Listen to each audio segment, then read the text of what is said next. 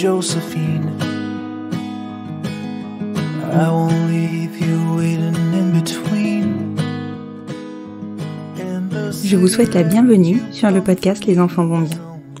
Ici, vous entendrez parler de PMA à l'étranger, de GPA, de conception artisanale, d'adoption et de bien d'autres termes qui accompagnent la conception de nos familles. Vous entendrez aussi, et surtout, des familles homoparentales, coparentales, monoparentales par choix ou de fait, adoptantes, nous raconter leur parcours extraordinaire, au sens littéral du terme, vers la parentalité. Parce qu'en France, le chemin est bien avancé mais n'est pas encore abouti, je vous propose d'écouter des témoignages de notre quotidien qui vont vous rassurer sur le fait que nos enfants vont bien. Vous écoutez l'épisode 23 de la saison 3 du podcast Les enfants vont bien. Je pense que nous avons toute cette question dans un coin de notre tête quand nous débutons un parcours d'accès à la parentalité. Et peut-être même dès que l'idée commence à mûrir. Et si cela ne fonctionnait pas ? Allons-nous savoir quand nous arrêter ? Jessica fait partie de ces femmes qui savent qu'elles ont une limite et qu'elles ne compromettront pas leur intégrité physique et morale, quelle que soit la nature de leur projet. J'avoue que j'admire cela. Connaître ses limites est une vraie force. Alors quand elles se lancent dans leur parcours de PMA avec sa femme Émilie, leur choix était clair. Au fur et à mesure de leurs essais et des résultats négatifs, leurs convictions se sont affinées, mais le grand 8 des émotions les a embarquées et les a emmenées peut-être plus loin que ce qu'elles imaginaient. Quand un corps dit stop et que l'autre n'est pas en capacité d'accueillir une grossesse, il est difficile d'acter que finalement, la suite de leur histoire se fera sans bébé, mais remplie d'autres jolis projets. Pour garder la maîtrise de leur avenir, elles ont eu besoin de se lancer dans un projet concret, un projet dans lequel elles avaient le pouvoir et le contrôle. C'est en suivant leur compte, @ej.inlife76, que j'ai fait la connaissance de Mozart, leur van entièrement aménagée par elles deux, et que j'ai découvert leur histoire sous-jacente. C'est tout en émotion que Jessica m'a confié son témoignage, d'une grande force, et je l'en remercie encore, car je suis convaincue qu'elles ne sont pas les seules à avoir arrêté leur parcours, par choix ou non, et que certaines, se posent la question de leurs limites. Je vous souhaite une bonne écoute. Bonjour Jessica. Bonjour Constance. Je te remercie beaucoup d'être rendu disponible pour cet enregistrement que j'ai un peu été chercher suite à un reel que tu as fait, une petite vidéo que tu as fait sur Instagram qui m'a beaucoup touchée, énormément parlé et surtout qui m'a rendue admirative de ce que vous aviez pu vivre et du parcours que vous aviez eu. Je vous invite tous d'ailleurs à aller voir sur le compte de Jessica qui est donc ej.inlife76. Voilà, bon, je le réécrirai. Pour que vous compreniez la démarche de Jessica. Vraiment, aujourd'hui, je sais que c'est pas facile pour toi d'être là avec nous et d'aborder le thème qu'on va aborder. Donc, encore une fois, je te remercie. Pour commencer, est-ce que tu peux te présenter ? D'accord. Déjà, moi aussi, je voulais te remercier de m'avoir proposé d'enregistrer ce podcast avec toi. Et pour me présenter, moi, c'est Jessica, j'ai 34 ans et je suis en couple depuis 6 ans avec Émilie, qui elle a 30 ans. Voilà. Et vous êtes les propriétaires de... Et on est les propriétaires d'un fourgon aménagé qui s'appelle Mozart. Voilà. Je me permets de le signaler parce qu'en fait, et je te l'ai dit tout à l'heure, c'est comme ça que moi j'ai découvert ton compte. C'est tout simplement parce que je suis dans un gros trip de pleine nature et du coup, je suis le hashtag vanlife. Je pense qu'on est de plus en plus à le suivre. Et du coup, j'ai découvert ton compte sans savoir initialement que tu étais en couple avec une femme et sans savoir que vous étiez passé par un parcours de PMA. Je sais pas si on le savait, toutes celles qui vous suivent, celles ou celles-le. Et c'est vraiment ta vidéo, donc ton reel, qui m'a fait comprendre que non, vous n'alliez pas vous lancer dans un parcours de PMA, mais que vous étiez déjà lancé et que vous arrêtiez votre parcours de PMA. Exactement. Pour commencer, est-ce que tu peux me raconter en fait ta rencontre avec Émilie ? Comment ça s'est passé pour vous ? Oui. Alors nous, on s'est rencontrés grâce à une application de rencontre en janvier 2016. Moi, je vivais en région parisienne et Émilie, elle vivait à Rouen. Il y avait plus de 100 km entre nous et normalement, on n'aurait pas dû, on n'aurait pas dû se matcher, voilà. Mais ça a matché, comme on dit. C'est fou. C'est fou, ouais. C'était un peu, pour moi, c'était un peu le destin. Le sens de la vie, ouais. Exactement. Et une semaine après, en fait, je faisais la route jusqu'à Rouen pour la rencontrer. Et après, ça a été plutôt rapide, hein. Déjà, on sortait toutes les deux d'une longue relation et on savait ce qu'on voulait et ce qu'on voulait pas. Voilà. Au moins, les bases sont posées. C'est ça, exactement. Puis après, en très peu de temps, en fait, on a vécu pas mal de choses, hein, toutes les deux, ce qui a fait qu'on a su traiter vite, très vite, qu'on était faites l'une pour l'autre.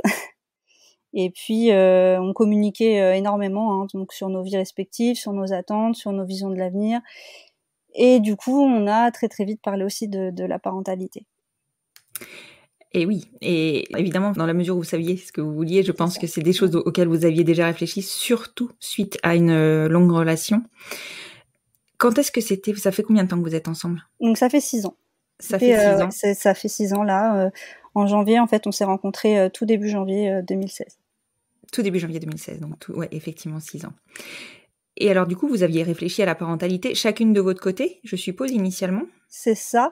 Alors moi, j'ai toujours travaillé en contact avec des enfants, hein. J'ai été animatrice et directrice d'accueil de loisirs. Oui, effectivement. Voilà, et je m'étais toujours posé la question, hein, si je voulais des enfants ou pas. Et j'avais jamais vraiment trouvé de réponse en fait à cette question-là, jusqu'à que je rencontre Émilie. Par contre, elle a toujours su qu'elle en voulait et la question, elle était très simple pour elle. Et voilà, elle voulait des enfants. D'accord. Et vous étiez en couple avec des femmes avant? Oui, tout à fait. Ouais. D'accord. Donc vous aviez réfléchi à comment vous souhaitiez avoir des enfants?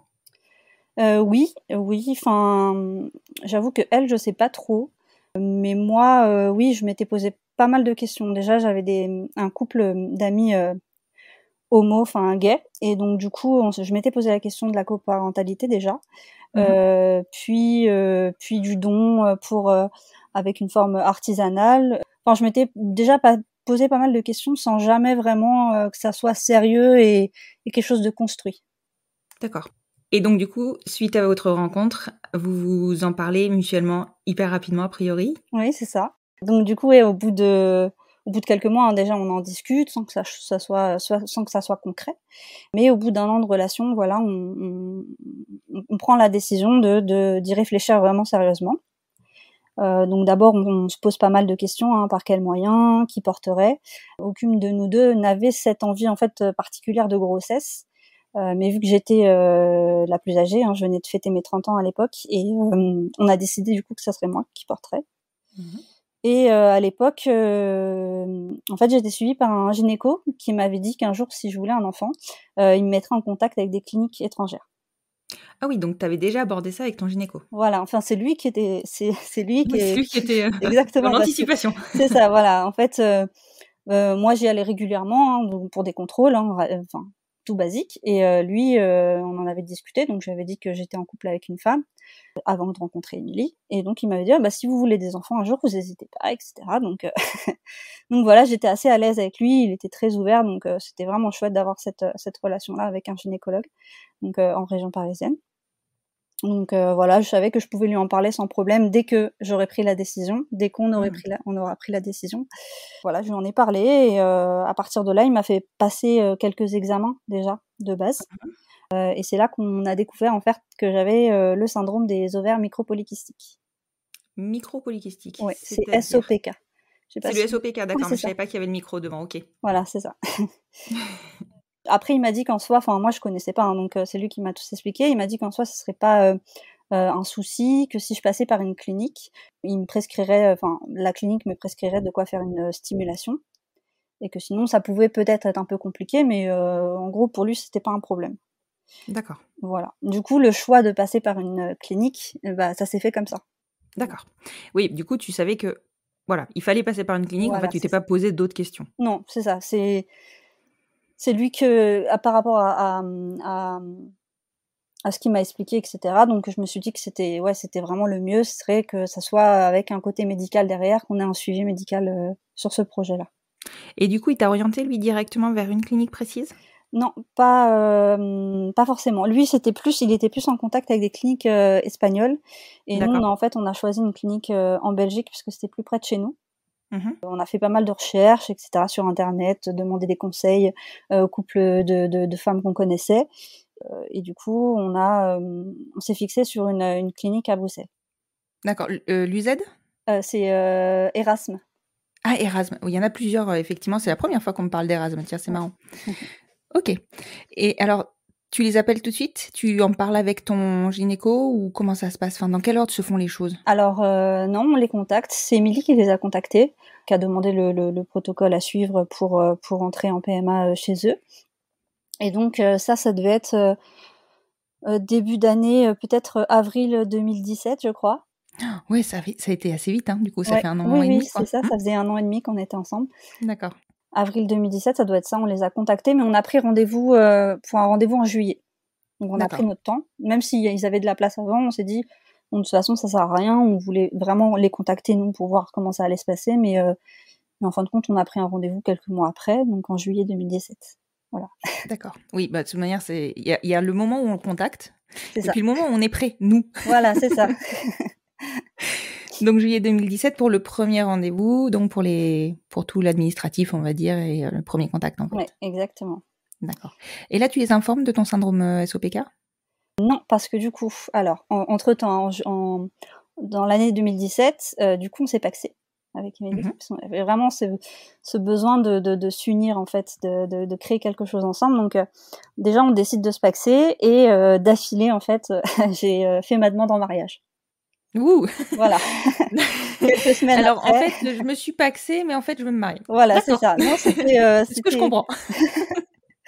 Voilà, après, on a mis du temps pour le mariage. On a attendu après la demande. Il y a eu 2 ans qui se sont passés. Mais voilà, si on veut faire ça à notre façon, on va dire. Et puis, de toute façon, c'était un passage obligé pour la clinique.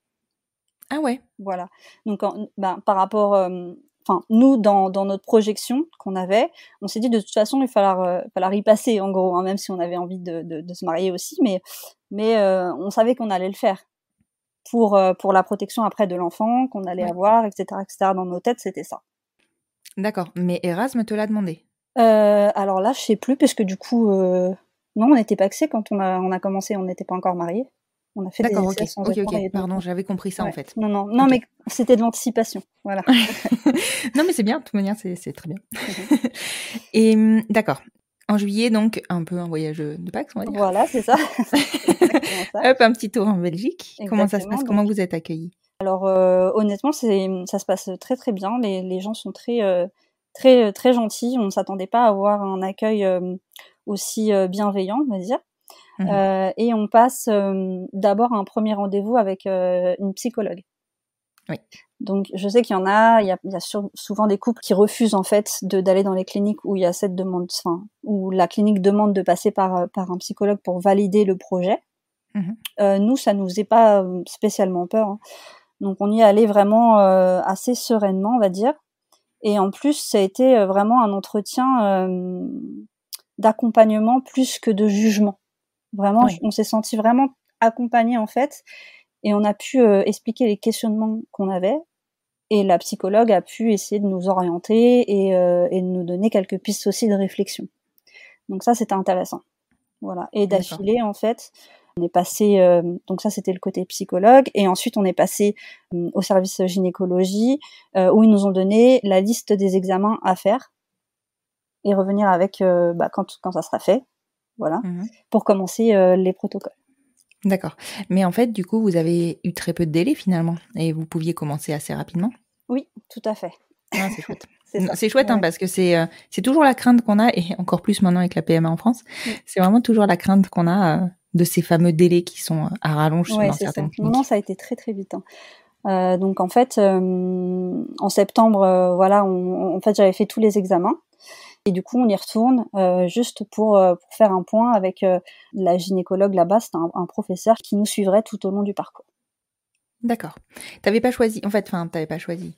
Oui, du départ, tu ne savais pas avec quel gynéco, t'avais fait aucun choix sur le gynéco qui allait te suivre. C'est eux qui te donnent le gynéco par la suite. Mais du coup, on a eu un peu la chance, on va dire, entre guillemets, d'être sur le professeur, en fait. C'était vraiment la personne la plus gradée du service. La plus expérimentée. Voilà, la plus expérimentée du service. D'accord, ok. Et vous repartez quand, du coup, après tous ces examens? Enfin, est-ce que, suite à ces examens, déjà, on relève à nouveau le SOPK ou pas? Alors oui, du coup, quand j'y retourne avec les résultats des examens, donc là, j'explique que mon gynécologue m'avait dit que j'étais SOPK. Donc ça pose pas de souci à la gynéco en tant que telle, puisqu'elle me dit bah on va passer par une stimulation du coup, c'est à prendre en compte.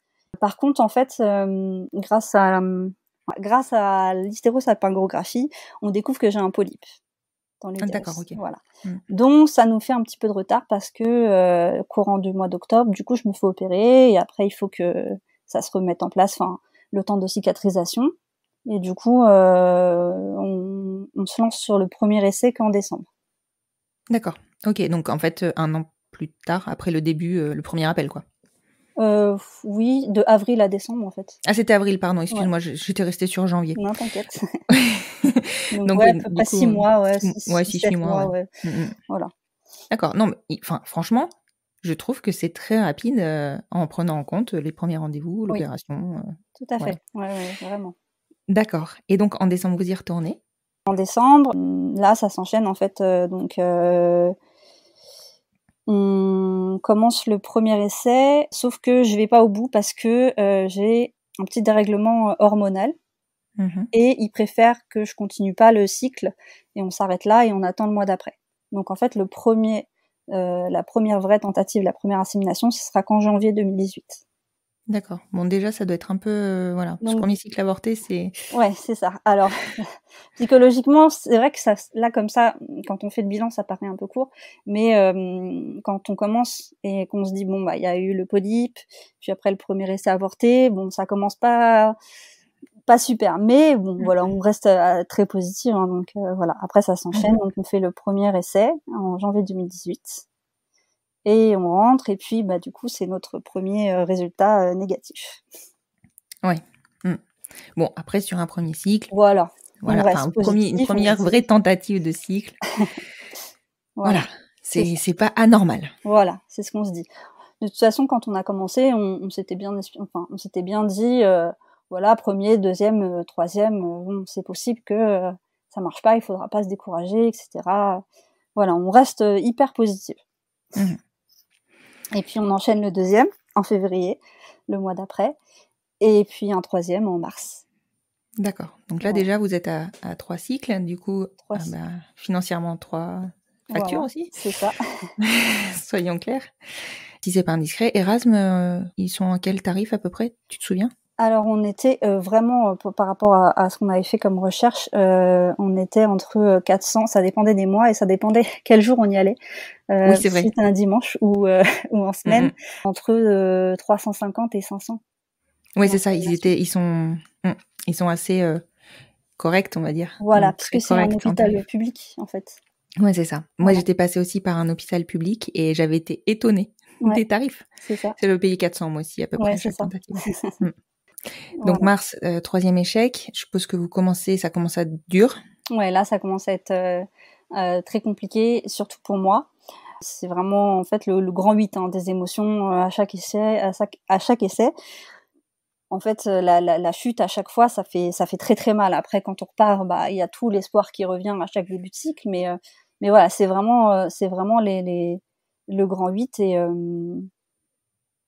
et en fait, même si au fond de moi, je savais que ça pouvait ne pas être simple, je m'attendais pas à que ça soit compliqué comme ça moralement.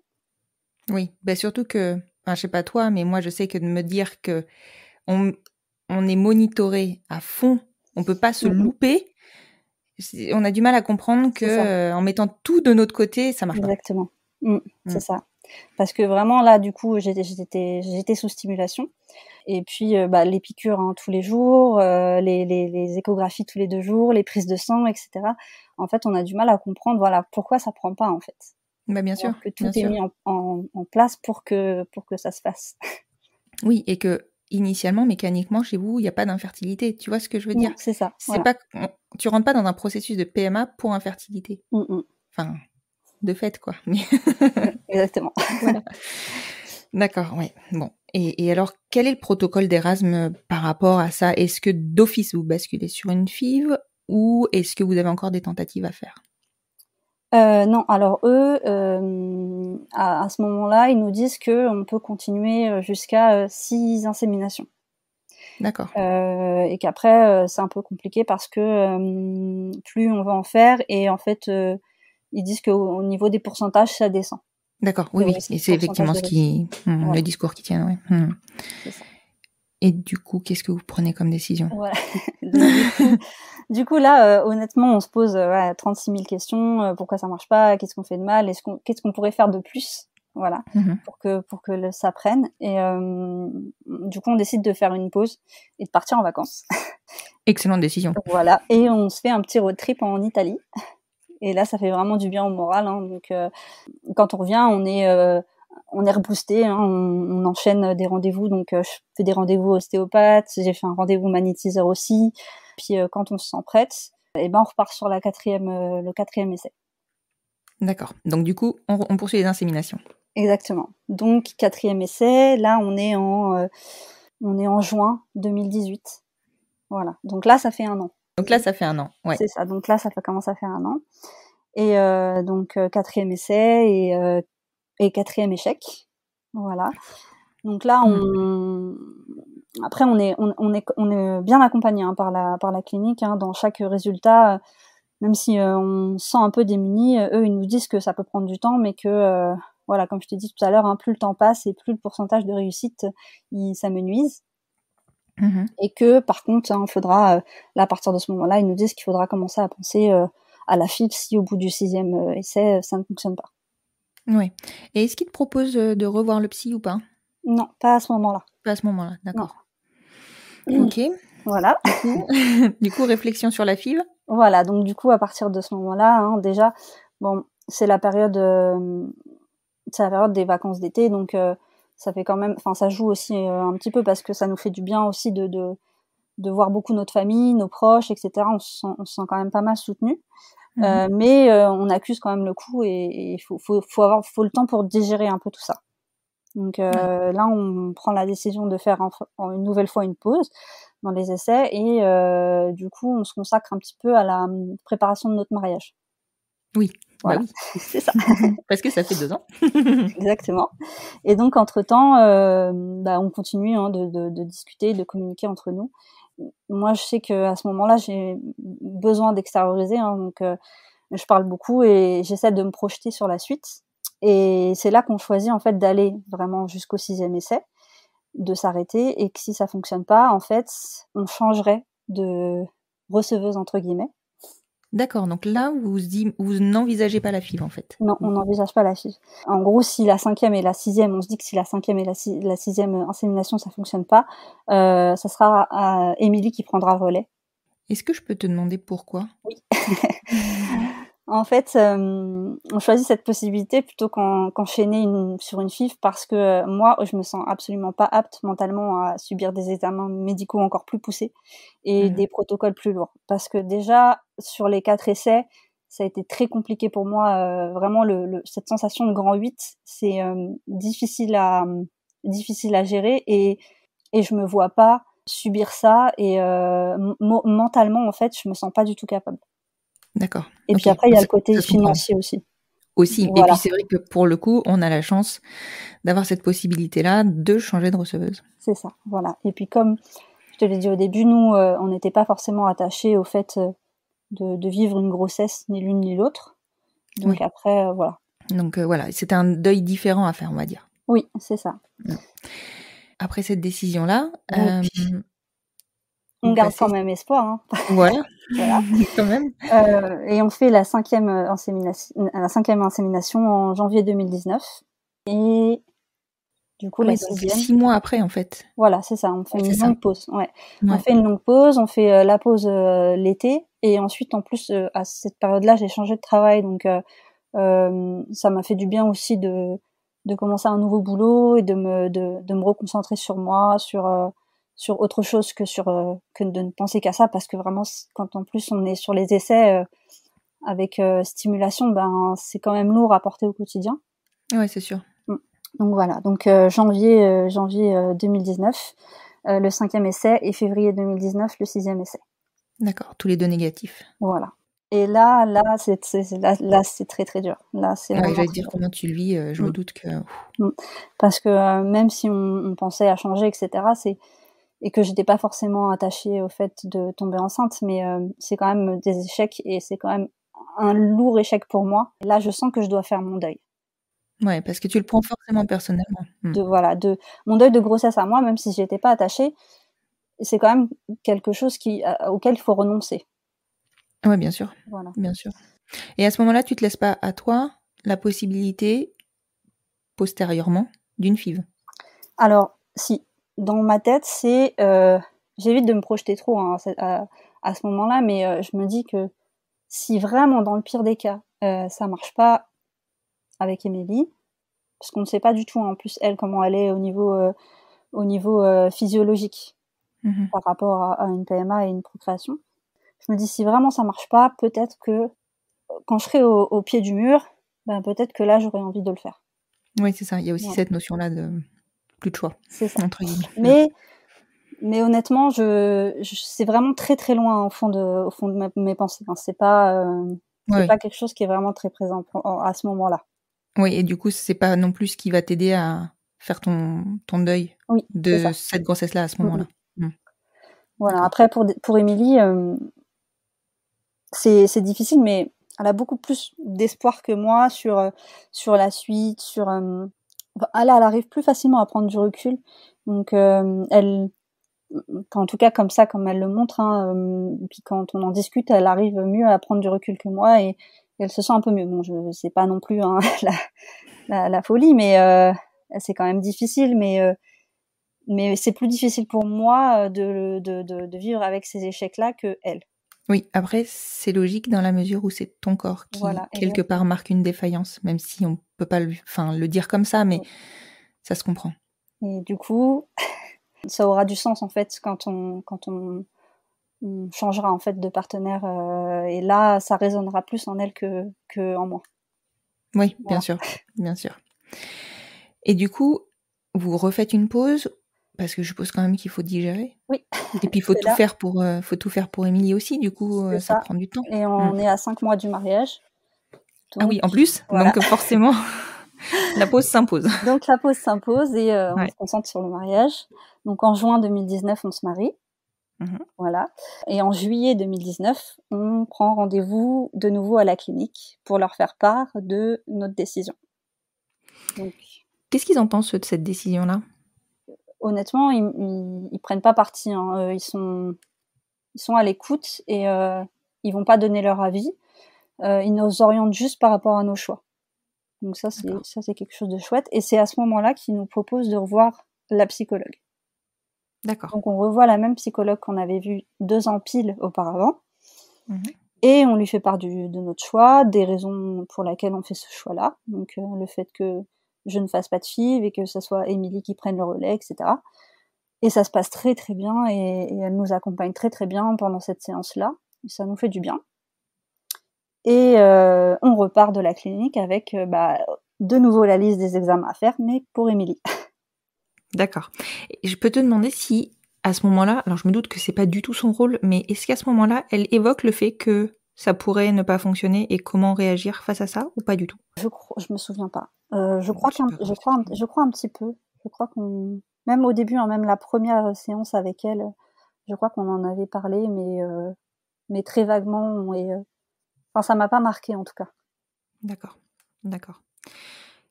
Donc vous repartez avec les examens, Voilà, c'est ça. c'est reparti. C'est reparti. Donc elle fait les examens, Émilie fait les examens, donc il y a rien de particulier, à noter, donc physiologiquement, hein, tout va bien.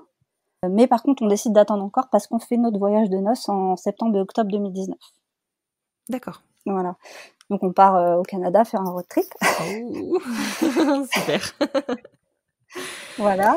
À ce moment-là, en fait, faut que j'en parle également parce que ça a du sens aussi, après. Enfin, en tout cas, ça aura de l'importance. En fait, à ce moment-là, Émilie, elle sait qu'elle est atteinte d'une D'accord. RCH. C'est une maladie inflammatoire chronique des intestins et elle a cette maladie-là depuis 2017. Mais à cette période-là, ça reste hyper gérable, hein. Les symptômes ne sont pas très contraignants et la maladie, elle est là, mais on arrive facilement à l'oublier. Et son gastro-entérologue, il lui dit même que si elle tombe enceinte, le peu de symptômes qu'elle a pourrait peut-être disparaître. Ah oui, voilà. D'accord, ok. Parce que comme Ok. c'est assez léger, il y a pas mal de femmes à qui ça arrive que une fois tombée enceinte, en fait, les symptômes disparaissent complètement. D'accord. Donc voilà. Elle a été diagnostiquée facilement parce que je sais que c'est pas simple, hein, les RCH. Oui, très facilement, très rapidement. En 2017, elle avait quelques symptômes et elle a fait des examens et elle a été suivie très vite en fait. D'accord, bon, chouette. Ouais. De la chance pour ça. Oui. Voilà, là on en est là. Donc après le voyage de noces, Émilie fait son premier essai donc en novembre 2019 et un essai du coup sans stimulation pour elle. D'accord. Voilà. C'est une volonté de votre part ou c'est le protocole chez C'est le Erasme? protocole. Ils nous disent qu'on commence, vu qu'elle n'a pas de difficultés physiologiques pour la procréation, ils commencent toujours pour faire quelque chose de plus naturel possible, donc sans stimulation. Mais avec quand même un suivi. Hein. Il y avait quand même un suivi gynécologique et par prise de sang pendant le cycle. D'accord. Voilà. Du coup, c'est un échec. Bon, comme les premiers échecs, hein, on s'inquiète pas trop. Mais du coup, là, nous, on demande à la clinique si on peut passer par une stimulation. D'accord. Donc voilà. Donc, elle fait le deuxième essai en janvier 2020 avec une stimulation. Et puis là, c'est une nouvelle fois un échec. Donc, toujours Comment vous encaissez là? Parce que ça commence à faire beaucoup quand même. Oui, et là, c'est là où je te disais que les rôles s'inversent un petit peu moralement. Émilie, là, commence à ressentir vraiment ce que moi je ressentais en fait, quand c'était moi qui effectuais les inséminations. Et moi, j'arrive à prendre un peu plus de recul, même si ça reste quand même difficile. Mais là, ouais, là, toutes les deux, on est vraiment à un point où en fait, on ne sait plus réfléchir. On vit les émotions tellement fortement que on ne sait plus trop où on est et où est-ce qu'on va. Et là, ça devient dur. Oui. Donc là, on se raccroche un peu comme on peut pour rester le plus positif possible. Et du coup, on prévoit des vacances, des voyages. Nous, c'est ce qui nous fait vibrer et ce qui nous fait sentir vivante. Donc, c'est ce qu'on fait. On se prévoit un voyage au Portugal pour avril 2020. Et voilà, c'est vraiment le seul truc. Avril 2020, oui. C'est ça, c'est vraiment le seul truc. C'est ça, tu rigoles déjà d'avance. C'est vraiment le truc qui nous fait sentir un peu mieux, mais voilà. Puis en plus, tout de suite après, c'est ce troisième échec en fait. Enfin, ce deuxième échec, pardon. Il y a le confinement. Oui, bah oui. Voilà. Donc mars 2020, confinement, et là on prend beaucoup de temps pour discuter. On parle vraiment énormément et on prend la décision de pas aller jusqu'à 6 essais. Parce que pour moi, ça a été difficile et que ça a été très long. Et on se dit, bon, 4 essais, et puis si ça fonctionne pas au bout du 4e essai, c'est Émilie qui fera une FIV. Ok, donc là, vous envisagez la FIV. Là, on envisage la FIV, et je dis clairement à Émilie que si elle est d'accord, je préférerais que ça soit elle qui fasse cette FIV-là. Donc toujours avec la même clinique, parce qu'on s'y sent bien et on s'y sent bien accompagné. Et parce que je me sens vraiment encore pas prête à ça. Donc confinement, donc ce besoin d'évasion, de liberté et aussi de projet pour aller de l'avant. Du coup, à partir de ce moment-là, voilà, il y a chez moi en fait c'est ce besoin d'avoir un projet commun pour aller de l'avant, et j'ai besoin d'avancer, de me projeter dans un avenir plus concret, sans avoir espéré de miracle, en fait, un projet dans lequel je pourrais avoir une emprise et du pouvoir. Voilà, parce que là vraiment je me sens démunie et j'ai envie de faire quelque chose sur lequel je vais pouvoir agir, parce que là je me sens vraiment inutile, mais c'est même pas ça, c'est vraiment j'ai pas de pouvoir, j'ai pas impuissante, ouais. J'ai impuissante, voilà, c'est ça. Donc voilà, donc pendant toute la durée du confinement, moi je prends la tête à Émilie pour se lancer dans un projet d'aménagement de van. Voilà, déjà. C'est ça. En fait, quand on est rentré du Canada, on a fait un road trip au niveau du Québec. On a loué une voiture là-bas et on a voyagé un peu comme ça en voiture.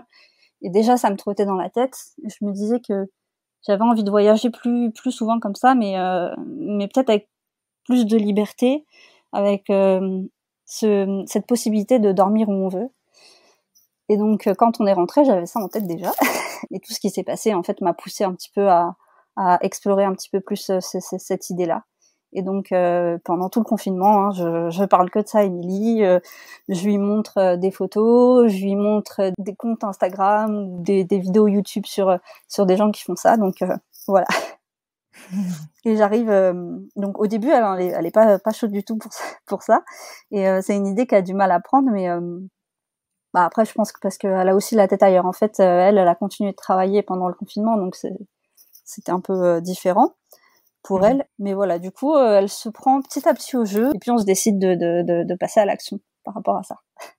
Ah oui, non mais ça, du coup, t'as réussi à la convaincre rapidement. Oui, oui, c'est ça. En l'espace d'1 mois et demi, j'ai réussi à la convaincre. Mais je suis tenace.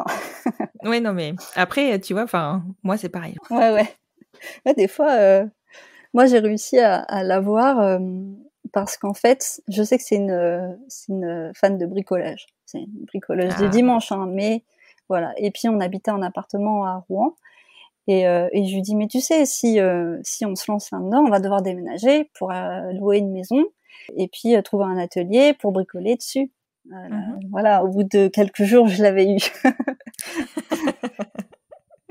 Je comprends. Voilà. Et donc, du coup, vous vous lancez à corps perdu là-dedans. Mais vous trouvez un fourgon tout de suite, vous saviez ce que vous vouliez ou vous faites vos recherches et... Pendant le confinement, donc du coup, moi, je fais plein de recherches sur le type de fourgon par rapport à nos envies, nos choix, nos besoins, etc. Je passe mon temps, la plupart du temps du confinement, c'est des recherches par rapport à ça. Je me renseigne sur les autonomies électriques, les fonctionnements du gaz, la mécanique, enfin vraiment sur tous les niveaux, je me renseigne. Et puis voilà, vraiment vers le mois de mai, Émilie qui prend vraiment part là au projet, elle fait ses recherches de son côté et puis du coup à partir de ce moment-là, on se dit bon, qu'est-ce qu'on fait? Bon, le premier truc à faire, ce serait de chercher une maison avant d'acheter un camion parce qu'on n'aurait pas de quoi le garer parce qu'on habitait à Rouen, donc quasiment dans le centre, donc c'était un peu compliqué. Donc on se dit bon bah allez, cherchons une maison en location, comme ça on va pas acheter parce que comme ça on garde ce côté, voilà, on est libre, si on veut partir, on part, on laisse la maison. Et donc on commence par ça en fait, on commence par rechercher une maison pour déménager. Donc ça c'est... Gros projet aussi. C'est ça, voilà. Donc après pour être de nouveau dans la chronologie en fait, donc là c'est la fin du confinement, on commence à faire nos recherches et en même temps, Émilie en fait, elle se prend au projet mais dans son corps il se passe des choses, c'est que sa maladie, la RCH, elle commence à prendre beaucoup de place. La maladie, elle progresse et ça devient un petit peu plus compliqué au quotidien pour elle de gérer. Donc, elle est bien suivie au CHU de Rouen. Donc, voilà, elle a un suivi régulier, etc. Et à partir de là, le médecin lui dit, bon, on va prendre des rendez-vous un peu plus régulièrement parce que si la maladie progresse, il va falloir faire attention. Donc, en parallèle de ça, au mois de juin, c'est la fin du confinement, on peut sortir, on peut retourner au restaurant, etc. Et du coup, on choisit d'aller faire un 3e essai. Voilà, une 3e tentative. D'accord. Au mois de juin. On sort du confinement, on est un peu plus reboosté et on se dit bon, allons-y quoi. Peut-être que ça peut marcher là maintenant et puis après ça nous empêchera pas non plus de continuer ce projet sur l'aménagement de vannes. Donc voilà, donc on part sur le 3e essai, mais toujours un test de grossesse négatif. Ah oui. Donc il reste plus qu'un essai là, de ce que vous vous êtes fixé. Exactement, il reste plus qu'un essai de ce qu'on s'est fixé. Mais là, à partir de là, quand Émilie elle voit son gastro, il lui demande d'arrêter les tentatives de grossesse pour prendre un traitement à base de cortisone. D'accord, ok, c'est incompatible en fait. Voilà, c'est ça. Le traitement qu'elle va prendre, ça sera incompatible avec une grossesse en fait, c'est que là la maladie elle a pris tellement de place que là c'est important qu'elle fasse attention à sa santé. D'accord. Voilà. Donc ça c'est un traitement en plus qui lui fait prendre pendant l'été 2020, sauf que elle l'a toutes les les effets secondaires du traitement, mais sans que ça fonctionne. Donc le traitement fonctionne pas du tout.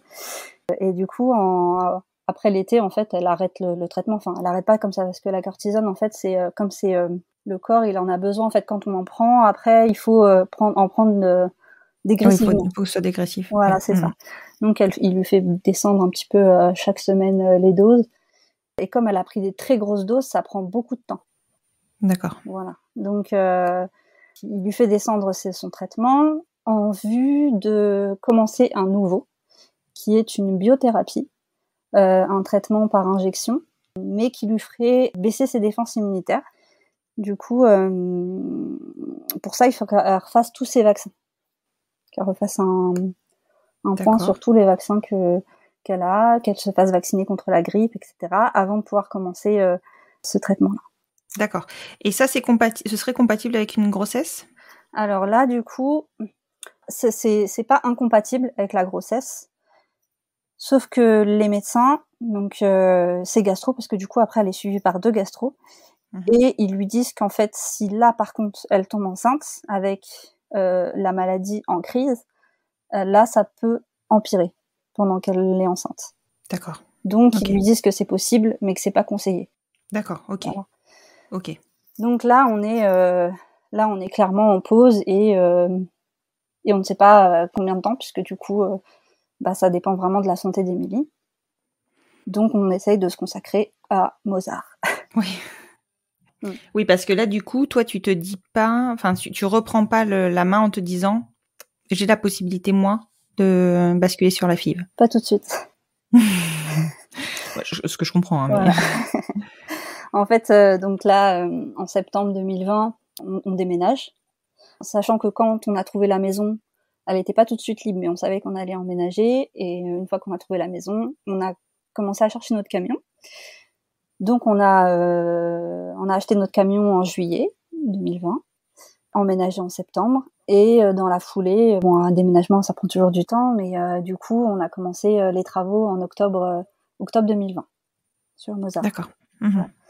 Donc ça nous prend pas mal de temps, les week-ends. Et puis après, il y a eu un autre confinement, donc on en a profité aussi.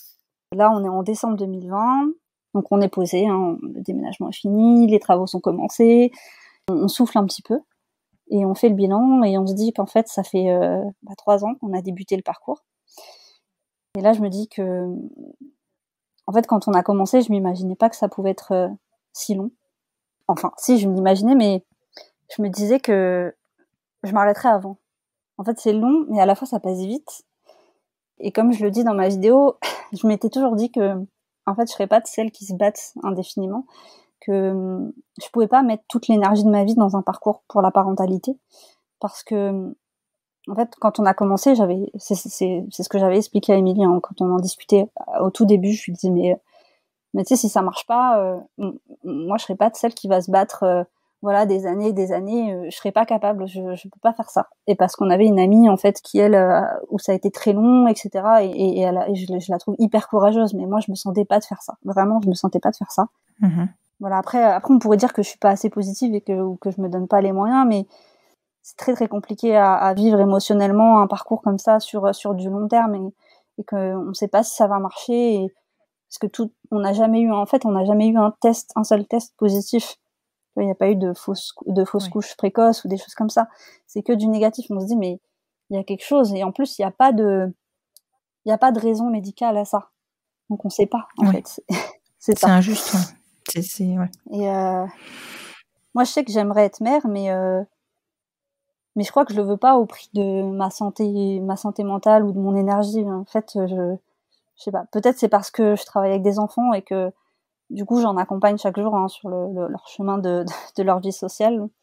Je sais pas. Après, même si j'ai cette réflexion-là, à ce moment-là, du coup, je me dis que je suis pas seule dans mon couple.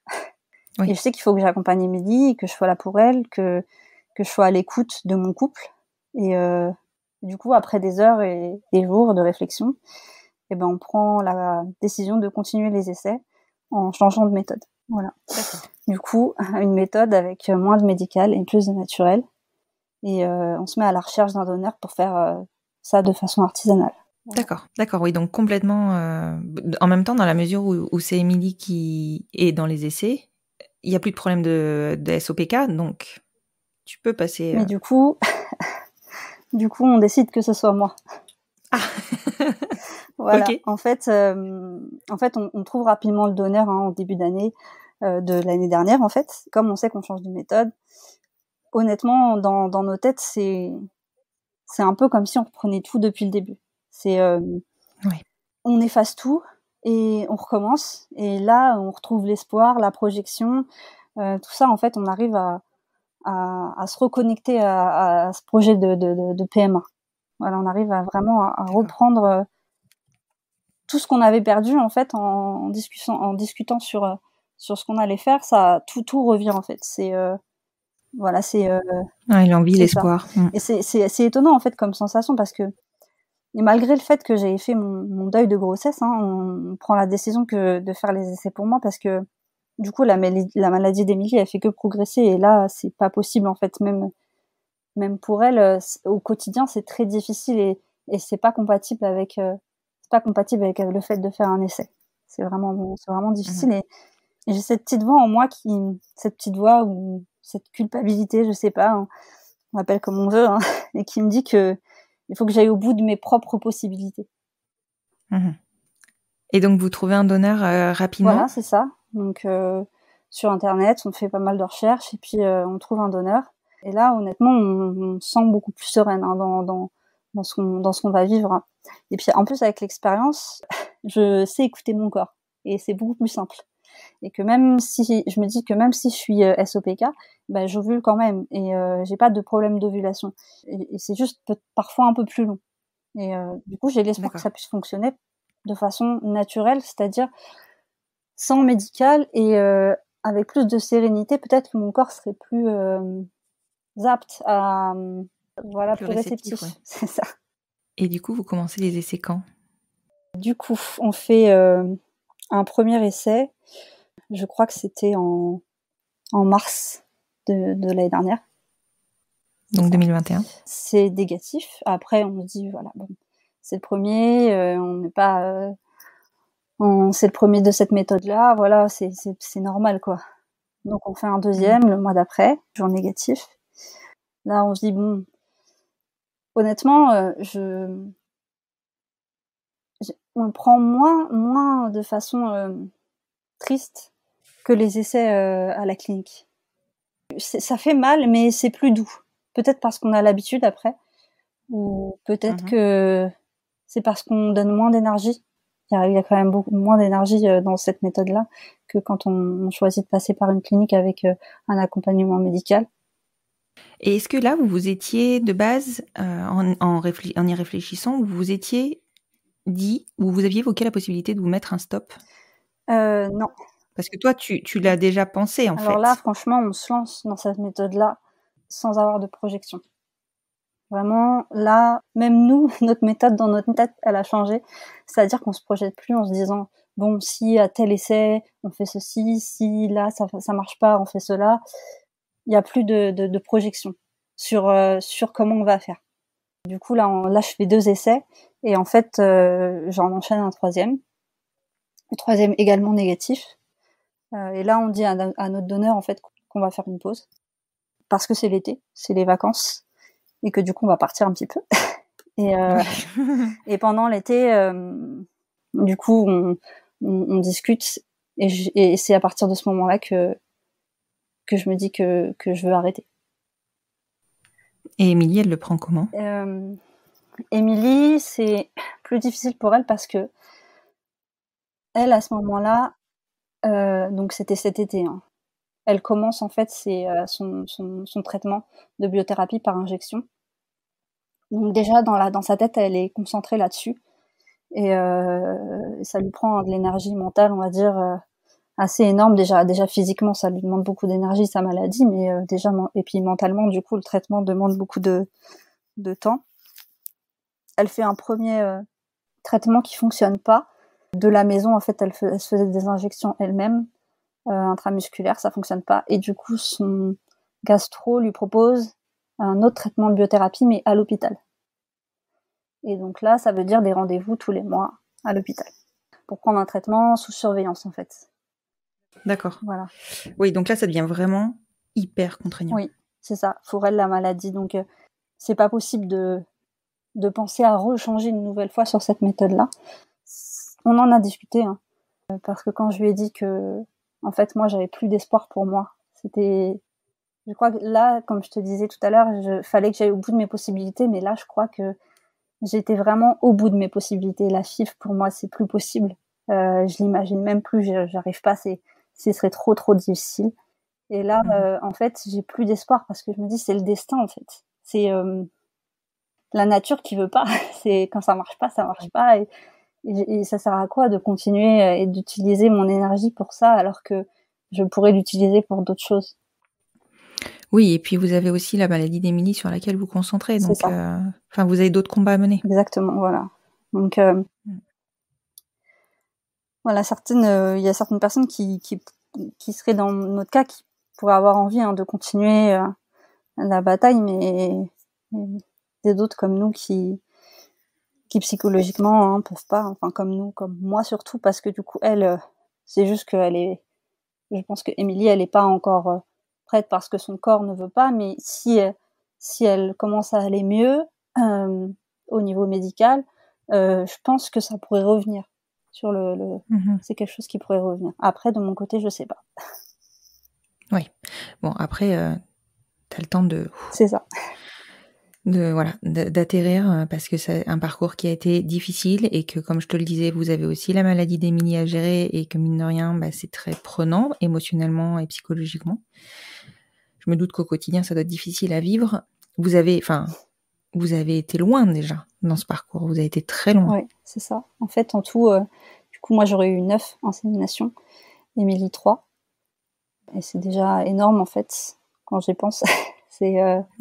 Et puis, ça fait 4 années, en fait, à être dedans, avec des pauses forcément un peu plus longues que d'autres parfois, mais voilà. Mais avec ça dans un coin de ta tête quand même. Ouais. Est-ce que aujourd'hui, donc tu me disais tout à l'heure hors enregistrement que tu étais plus à l'aise avec le fait d'en parler parce que ça y est, tu commençais à accepter l'idée. Tu arrives à te projeter? Tu arrives à nouveau à te projeter dans ta vie? Oui, ouais, j'arrive à me projeter dans ma vie avec des tonnes de projets. Hein. Déjà avec des projets de voyage. Mais oui, c'est pas facile quand on s'est imaginé avec un enfant ou plusieurs. C'est pas facile après de se remettre à s'imaginer en couple sans enfant. Parce que pendant 5 années, on s'imagine, on se projette. Et après, il faut effacer toutes les images qu'on a et en créer d'autres. Et après, moi, j'ai la chance d'être une personne qui aime créer. Donc même dans ma tête, j'arrive à créer d'autres avenirs. Voilà. Et puis après, comme je te disais, c'est peut-être parce que je travaille aussi avec des enfants et que du coup, c'est peut-être un peu plus simple. Voilà. Et votre couple dans tout ça, est-ce que il a subi? Est-ce que vous vous êtes renforcés? Comment ça s'est passé pour vous? Oui, forcément, le couple a subi un petit peu, mais sans forcément se renforcer ou se fissurer. Je crois qu'on est resté toujours au même niveau. On a commencé notre couple vraiment avec des bases très solides. Alors au début, c'était un petit peu chaotique, hein. les premiers mois qu'on a passé ensemble. Mais c'est à ce moment-là, sur les premiers mois qui étaient chaotiques, qu'on a pu construire une base hyper solide du couple et qui fait que ça s'est jamais ébréché avec le parcours.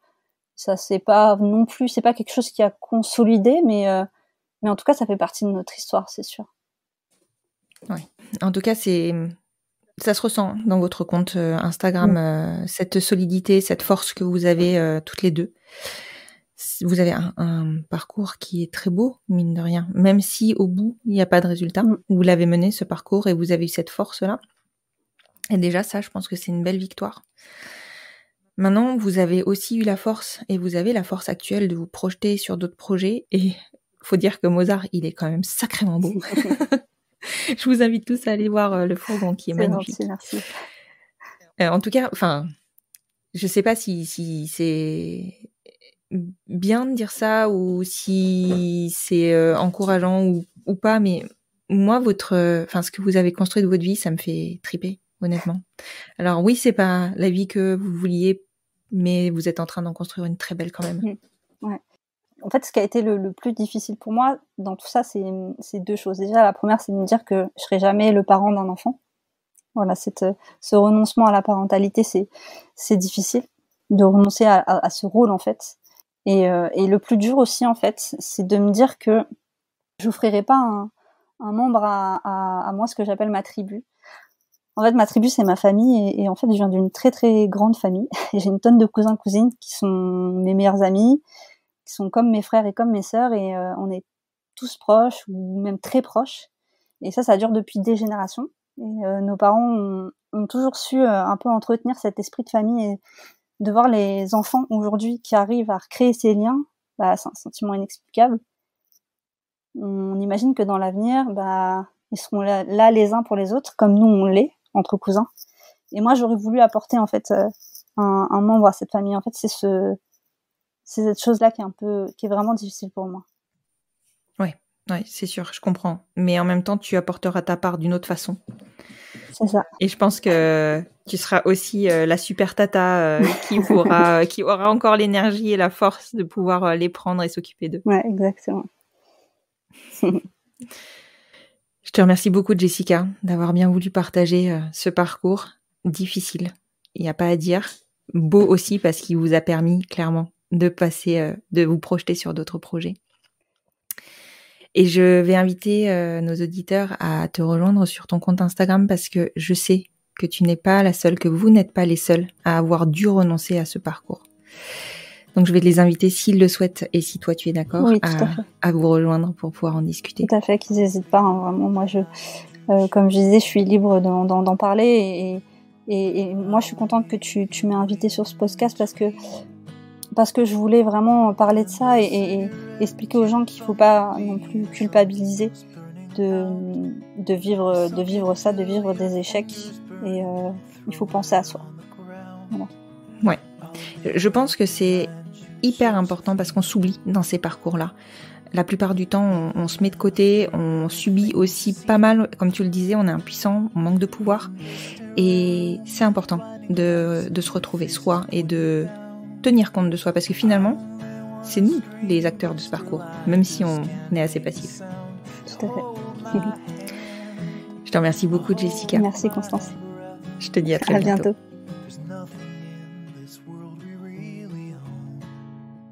Les statistiques sur les taux de réussite sont bien sûr les premières choses que l'on consulte et sur lesquelles on s'informe quand on rentre en parcours de PMA. Les taux de réussite des IAD, ceux des FIV, les pourcentages de chances de tomber enceinte après 1, 2, 3 ou 4 tentatives, en fonction de l'âge, de l'AMH, etc. On devient incollable avec le temps et les essais. En revanche, on ne trouve pas ou peu de données sur le taux d'échec, et ce n'est même pas forcément abordé par les cliniques. Et pour cause, j'ai envie de dire, ils vendent un taux de réussite et non d'échec. C'est regrettable parce que je pense que ça devrait faire partie de l'information dispensée lors des premiers rendez-vous, même si, à ces moments-là, nous n'avons pas envie d'entendre cela, au moins pour évoquer des solutions alternatives. Je suis sûre que vous connaissez des personnes en parcours qui se posent la question de l'arrêt. Cet épisode peut sûrement les aider, et si vous n'en connaissez pas, le partage sur les réseaux sociaux peut sûrement atteindre des personnes concernées. Enfin, vous pouvez aussi tout simplement le partager parce qu'il vous a plu. Si vous souhaitez soutenir le podcast, vous pouvez le noter sur votre plateforme d'écoute, Apple Podcast et Spotify maintenant, et ou me laisser un petit commentaire. Vous pouvez aussi vous abonner à la chaîne du podcast sur ces plateformes ou sur YouTube. Je vous retrouve sur le compte Instagram du podcast, @lesenfantsvontsbien-podcast, pour poursuivre la discussion sur ce thème ou pour en commencer de nouvelles. Et je vous dis à jeudi prochain pour un nouvel épisode du fil rouge du podcast Les enfants vont bien.